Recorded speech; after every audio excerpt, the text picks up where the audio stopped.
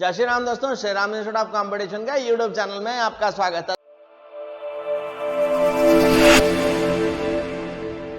दोस्तों आज बात करने जा रहे हैं जैन धर्म की स्थापना और उसके बारे में सारी डिटेल हम जानेंगे बच्चों। लेकिन आगे बढ़ने से पहले आप लोगों से एक अपील है कि आप मेरे इस चैनल को लाइक करें, सब्सक्राइब करें, शेयर करें। तो बच्चों बात करते हैं जैन धर्म की। 6ठी शताब्दी में ब्राह्मणों ने अपने कर्मकांडों को बहुत जटिल कर दिया बच्चों।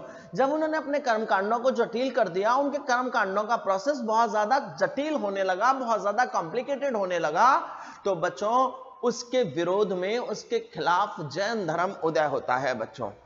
जो जैन धर्म के सबसे पहले संस्थापक हैं, जिन्हें आप तीर्थंकर या प्रवर्तक भी कह सकते हैं, वो हैं ऋषभदेव। यानी जैन धर्म के संस्थापक या प्रवर्तक या पहले तीर्थंकर कौन बने? ऋषभदेव। मैं आपको बता दूं, जैन धर्म में कुल मिलाकर 24 तीर्थंकर हुए। तीर्थंकरों को पथ प्रदर्शक भी कहा जाता है बच्चों। और जो इसके 23वें तीर्थंकर हुए, उनका नाम था पार्श्वनाथ। बच्चों ये काशी के इक्ष्वाकु वंश के थे। इनके जो पिताजी थे वो था, उनका नाम था अश्वसेन। ये अश्वसेन जी के बेटे थे बच्चों। 30 वर्ष की अवस्था में ये सन्यासी बन गए। किसकी बात कर रहे हैं हम? पार्श्वनाथ जी की। किसके बेटे थे? अश्वसेन के बेटे थे।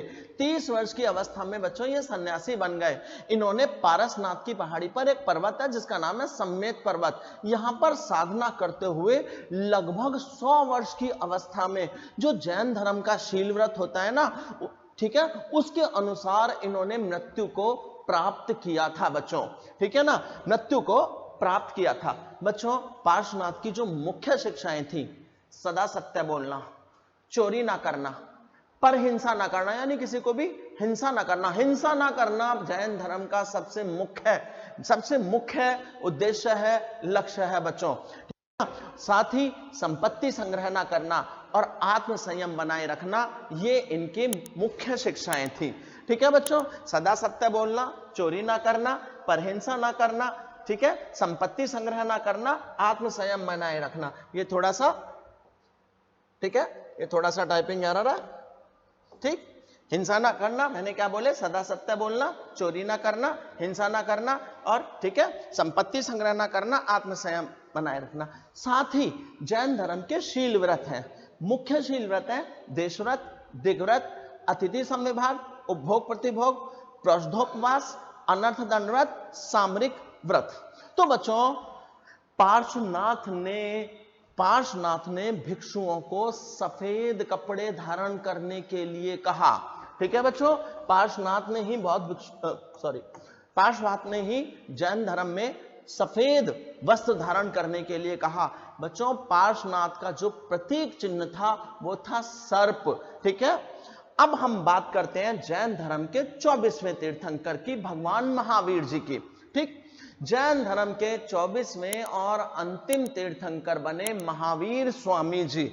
ठीक है ना, महावीर स्वामी जी। इनका जन्म 540 बीसी में वैशाली के पास कुंडग्राम नामक स्थान पर हुआ। 24वें और अंतिम तीर्थंकर महावीर स्वामी जी का जन्म 540 बीसी में वैशाली के पास कुंडग्राम में हुआ बच्चों। इनके जो पिताजी थे, पिताजी का नाम था सिद्धार्थ। पिताजी जो सिद्धार्थ हैं बच्चों, वो ज्ञात्रक कुल के मुखिया हैं। ठीक है, वो ज्ञात्रक कुल के मुखिया हैं। इनकी माता का नाम है त्रिशला। आप यहां पर इसको थोड़ा सा लिखते रहिए, पिताजी। ठीक है, जो इनके पिताजी हैं, ठीक है, वो है सिद्धार्थ। ठीक, और ये ज्ञात्रक कुल के मुखिया हैं, ज्ञात्रक कुल। ठीक, इनके पिताजी ज्ञात्रक कुल के मुखिया हैं, सरदार हैं। और जो इनकी माता है वो त्रिशला है, माता त्रिशला है। ठीक, इनकी माता का नाम त्रिशला है। और ये कौन है? ये है लिच्छवी नरेश चेटक की बेटी, बहन। लिच्छवी नरेश चेटक की बहन है बच्चों ये। इनकी पत्नी का नाम यशोदा है। इनकी पत्नी का नाम है यशोदा।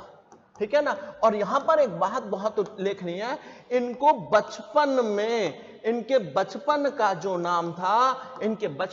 नाम था वो था वर्धमान। ठीक है बच्चों, तो इनके बचपन का नाम वर्धमान था। ठीक, पत्नी का नाम यशोदा और इनके बचपन का नाम वर्धमान था बच्चों। इनकी बेटी का नाम था अनुजा प्रियदर्शनी, और बेटी के जो पति हैं यानी इनके दामाद हैं उनका नाम था जमाली।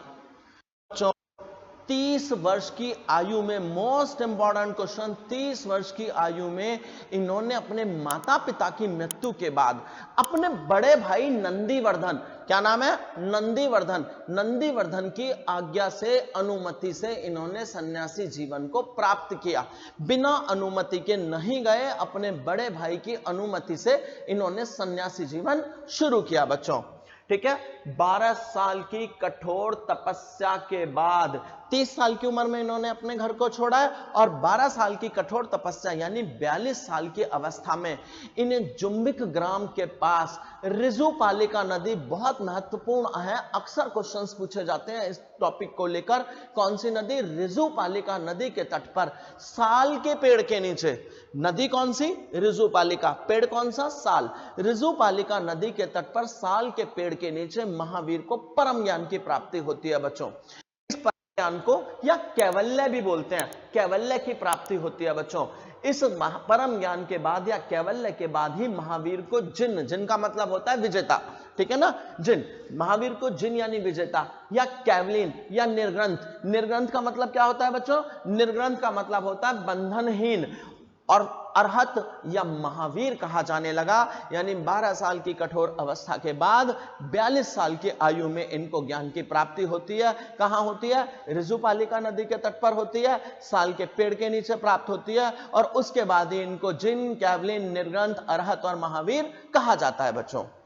30 साल तक महावीर राजगृह, मिथिला, श्रावस्ती, कौशल, मगध आदि स्थानों पर जैन धर्म की शिक्षा देते हैं बच्चों। ठीक है ना, 72 साल की आयु में 468 बीसी में, 72 साल की आयु में 468 बीसी में पावापुरी, मैं आपको बता दूं पावापुरी वर्तमान में राजगृह के निकट पड़ती है जो कि नालंदा जिले में है। पावापुरी में इनको निर्वाण हो गया, निर्वाण का मतलब इच्छित देहांत इनका हो गया। ठीक है ना बच्चों, महावीर ने अपने उपदेश प्राकृत भाषा में दिए थे। प्राकृत भाषा को अर्धमागधी के नाम से भी जाना जाता है। और यहां पर यह भी उल्लेखनीय है कि महावीर के जो सबसे पहले शिष्य थे वो थे उनके दामाद जामिली या जमाली। ठीक है बच्चों, पहली जैन भिक्षुणी कौन बनी, चंपा बनी। ठीक है ना, चंपा कौन थी, राजा दधिवाहन की बेटी थी। चंपा पहली बौद्ध जैन भिक्षुणी बनी बच्चों, पहली जैन भिक्षुणी बनी चंपा, और पहले जो अनुयायी बने इनके दामाद जमाली बने बच्चों। अक्सर क्या होता है कि जैन धर्म की जगह बौद्ध निकल जाएगा, तो आप उसको समझ जाना।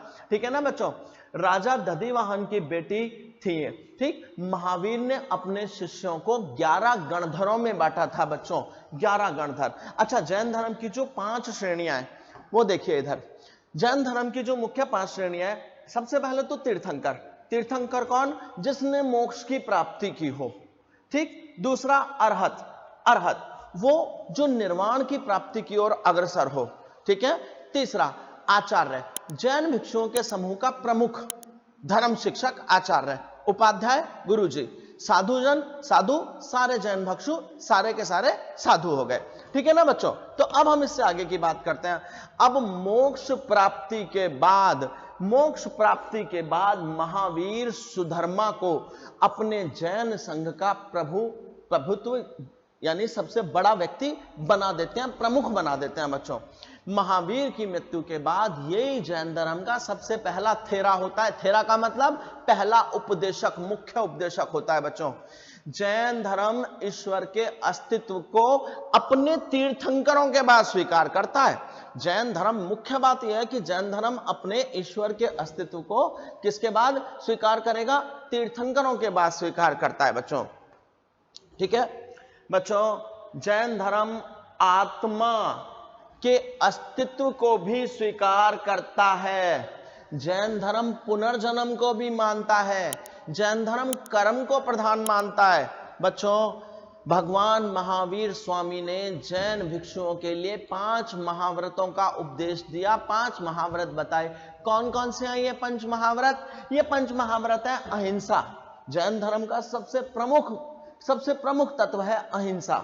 ब्रह्मचर्य, अपरिग्रह, आस्तेय, सत्य, ये जैन धर्म के मुख्य 5 महाव्रत हैं बच्चों। चलिए अब हम आगे बात करते हैं बच्चों जैन धर्म के सप्तअंगी ज्ञान, ठीक है, कि जो है वो क्या क्या है, ठीक है। अन्य नाम है स्यादवाद और अंतकावाद। जैन धर्म के जो आध्यात्मिक विचार हैं वो सांख्य दर्शन से लिए गए हैं। हम इस बारे में पहले भी बात कर चुके हैं कि सांख्य दर्शन महर्षि कपिल के द्वारा रचित है और सभी दर्शनों में सबसे ज्यादा प्राचीन है सांख्य दर्शन बच्चों, ठीक है। अब जैन धर्म को मानने वाले कौन प्रमुख राजा थे बच्चों? चंद्रगुप्त मौर्य। चंद्रगुप्त मौर्य जैन धर्म का प्रमुख अनुयायी था। कलिंग के राजा खारवेल, चंदेल, राजा उदयन, राजा अमोघवर्ष, ठीक है ना, ये मुख्य राजा थे जो जैन धर्म के मुख्य शिष्य थे, अनुयायी थे या जैन धर्म को मानते थे बच्चों। जैन धर्म में ये सबसे बड़ी मान्यता है कि ये संसार दुखों से परिपूर्ण है, यानी दुखों से भरा हुआ है बच्चों। जैन धर्म में सबसे ज्यादा महत्व किसको दिया गया है? अहिंसा को। ये बात हम पहले भी कर चुके हैं बच्चों। अच्छा हुआ क्या, 300 BC के आसपास मगध में 12 साल तक भयंकर अकाल पड़ा, ठीक है ना। अब जब 12 साल तक भयंकर अकाल पड़ा तो जो जैन भिक्षु थे भद्रबाहु, वो अब मगध से अपने शिष्यों के साथ कर्नाटक में चले गए बच्चों, ठीक। तो कर्नाटक में चले गए और जो बाकी थे, ठीक है ना, लेकिन बाकी कौन थे? स्थूलभद्र और उनके जो भी शिष्य थे वो यहां पर रह गए। यानी क्या मैंने आपको बोला, भद्रबाहु तो अपने शिष्यों के साथ कर्नाटक में चले गए लेकिन स्थूलभद्र मगध में ही रुक गए। अब अकाल के बाद जब भद्रबाहु वापस मगध लौटकर आते हैं तो जो बाकी के जैन भिक्षु हैं उनके साथ उनका मतभेद हो जाता है, ठीक है ना। उनके साथ उनका क्या हो जाता है? मतभेद हो जाता है। जब उनका मतभेद हो जाता है तो बस फिर जैन धर्म 2 भागों में बंट जाता है बच्चों, ठीक है। जैन धर्म महावीर की मृत्यु के लगभग 200 साल बाद, ठीक है, 200 साल बाद 2 भागों में विभक्त हो गया था, एक श्वेतांबर और एक दिगंबर। अच्छा, जो श्वेतांबर है बच्चों वो तो सफेद कपड़े पहनते हैं, श्वेतांबर तो सफेद कपड़े पहनते हैं, और जो दिगंबर होते थे वो निर्वस्त्र रहते थे, ठीक है बच्चों। दिगंबर पूरी तरह निर्वस्त्र रहते थे। जो भद्रबाहु के शिष्य थे, जो भद्रबाहु के शिष्य थे उन्हें तो हम दिगंबर कहते थे, और जो स्थूल भद्र के शिष्य थे उन्हें हम क्या कहते थे? श्वेतांबर कहते थे। भद्रबाहु ने दक्षिण भारत में जैन धर्म का भरपूर प्रचार किया बच्चों। कहां पर? दक्षिण भारत में किसने प्रचार किया? भद्रबाहु ने। तो जैन धर्म श्वेतांबर और दिगंबर में बट गया था बच्चों।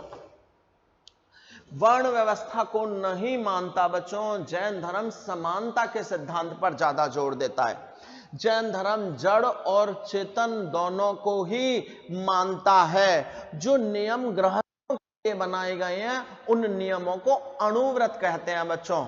चंद्रगुप्त मौर्य महान शासक था, मौर्य वंश का चंद्रगुप्त मौर्य, उसने भद्रबाहु से ही दीक्षा ली थी। भद्रबाहु से ही जैन धर्म को उसने दीक्षा लेकर भद्रबाहु से ही जैन धर्म की दीक्षा लेकर उसने जैन धर्म को स्वीकार किया था चंद्रगुप्त मौर्य ने बच्चों, ठीक है। जैनियों के सबसे प्रसिद्ध मंदिर है बच्चों दिलवाड़े के जैन मंदिर, जो कहां पर है? माउंट आबू में। माउंट आबू कहां? राजस्थान में स्थित है बच्चों। इनका जो निर्माण है ना माउंट आबू के इन दिलवाड़े के जैन मंदिरों का, ये बनवाया सोलंकी राजाओं ने बच्चों, ठीक है, ठीक। और जो जैन तीर्थ स्थल है वो है श्रवण बेलगोला। श्रवण बेलगोला कहां पर स्थित है बच्चों? कर्नाटक में स्थित है। मैसूर के गंगवंश के जो मंत्री थे चामुंड राय ने 10वीं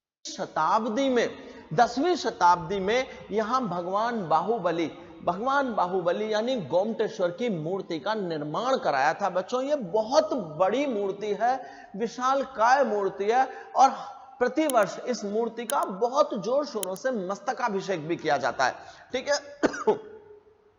तो बच्चों चंदेल शासकों ने खजुराहो में जैन मंदिर बनवाए बच्चों। जैन मंदिर, ठीक है। हाथी सिंह गुजरात के राज्य में भी स्थित है। प्रसिद्ध जैनी जल मंदिर बिहार राज्य के पावापुरी में स्थित है बच्चों। साथ ही मथुरा जैन धर्म का प्रमुख केंद्र था। यहां पर मैं आपको बता दूं, मथुरा कला का संबंध केवल जैन धर्म नहीं, जैन धर्म के साथ साथ बौद्ध धर्म से भी है मथुरा कला का संबंध। ठीक है बच्चों, तो मथुरा कला का संबंध जैन धर्म, बौद्ध धर्म और हिंदू धर्म से है बच्चों। जैन धर्म सबसे ज्यादा किसने अपनाया? जैन धर्म सबसे ज्यादा अपनाया व्यापारी वर्ग ने बच्चों। जैन धर्म को दो संप्रदाय में जो विभाजन हुआ वो मैं आपको पहले भी बता चुका हूं, कौन कौन सा? एक श्वेतांबर और एक दिगंबर बच्चों। ठीक है। साथ ही महावीर के जो अनुयायी थे, उन महावीर के अनुयायियों को निर्ग्रंथ के रूप में जाना जाता है बच्चों। और जो महावीर के प्रमुख शिष्य हैं, हम उन्हें क्या कहेंगे? गणधर कहेंगे। यहां पर मैं आपको एक बात और बता दूं, जैन धर्म की दो मुख्य संगति हुई बच्चों।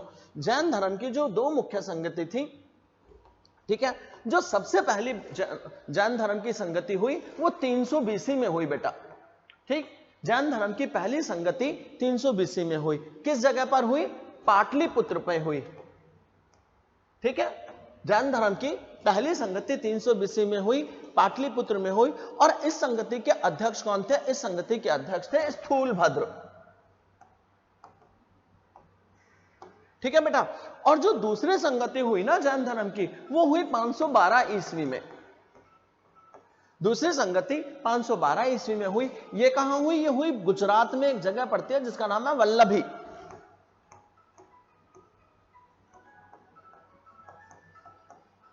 वल्लभी गुजरात में। ठीक है ना बच्चों। और ये किसकी अध्यक्षता में हुई? ये अध्यक्षता में हुई क्षमा श्रवण की अध्यक्षता में। ठीक, तो ये दोनों मुख्य जन संगति है। इनका मैंने कार्यकाल भी बता दिया आपको, स्थान भी बता दिया और अध्यक्ष भी बता दिए। चलिए वापस आते हैं हम। ठीक, तो महावीर के अनुयायियों को क्या कहा जाता है? निर्ग्रंथ कहा जाता है बच्चों। ठीक है, और महावीर जी के जो मुख्य शिष्य थे उनको क्या कहा जाता है? गणधर कहा जाता है बच्चों। महावीर के जो धार्मिक संकलन है ना बेटा, वो पूर्व नामक पुस्तक में है। ठीक है, पूर्व नामक पुस्तक में है। ठीक, 30 वर्षों तक अपने मत का प्रचार करने के बाद 468 बीसी में 72 साल की आयु में 468 बीसी 72 ईयर्स की अवस्था में बिहार के पावापुरी में मल्लराज शस्तिपाल के राजप्रसाद यानी महल में महावीर स्वामी का निर्वाण प्राप्त हुआ, यानी उन्होंने अपने शरीर को त्याग दिया था बच्चों। ठीक है, और जैन साहित्य को जो नाम दिया जाता है, उस साहित्य को नाम दिया जाता है आगम। ठीक, जैन साहित्य को आगम का नाम दिया जाता है। अब मैं आपको बता देता हूं, देखिए 24 तीर्थंकर हैं, तो 24 तीर्थंकर के नाम और प्रमुख चिन्ह के मुकाबले मैं आप लोगों को केवल मुख्य के बारे में बताता हूं। ठीक है बच्चों, ये आपके लिए बहुत महत्वपूर्ण है, ये आपको याद भी कर लेने चाहिए, क्योंकि अक्सर कॉम्पिटिटिव एग्जाम में जैन तीर्थंकरों से संबंधित प्रतीक चिन्हों के बारे में बात की जाती है। जैन धर्म के जो सबसे पहले तीर्थंकर थे वो ऋषभ देव थे बच्चों, जैसा कि हमने बताया कि स्थापना इन्होंने की थी। और इनका जो प्रमुख चिन्ह है वो सांड है। ठीक, जो दूसरे तीर्थंकर हैं उनका नाम है अजीतनाथ और उनका प्रतीक चिन्ह हाथी बच्चों। संभवनाथ तीसरे हैं, उनका घोड़ा। संपार्श्व सातवें हैं, स्वास्तिक सभी का नहीं बता रहा हूं, बहुत महत्वपूर्ण वालों का मैं आपको बता रहा हूं। शांतिनाथ जी का हिरण, अरनाथ जी का मीन मछली, नेमिनाथ जी का नीलकमल, अरिष्ट नेमी का शंख, पार्श्वनाथ 23वें थे सर्प, महावीर 24वें थे सिंह। तो ये जो मुख्य है, बहुत मुख्य जैन तीर्थंकर हैं, 24 में से जो बहुत ज्यादा मुख्य माने जाते हैं, उनके सभी के प्रतीक चिन्ह के मुख्य तो सारे हैं 24 के 24 बहुत पूजनीय हैं। ठीक है, लेकिन उनके अंदर जो बहुत ज्यादा जिनके बारे में कॉम्पिटिटिव एग्जाम्स में पूछा जाता है, उनके बारे में हमने आपको बताया। चलिए बेटा, अब हम जैन धर्म के बारे में पूरी बात कर चुके हैं। तो बच्चों आज के लिए इतना ही काफी है। जय श्री राम, जय हिंद। बहुत जल्दी मैं आप लोगों के सामने बौद्ध धर्म लेकर आऊंगा। जाने से पहले इतना ही कहूंगा, मेरी इस वीडियो को लाइक करो, शेयर करो, सब्सक्राइब करो। जय हिंद दोस्तों।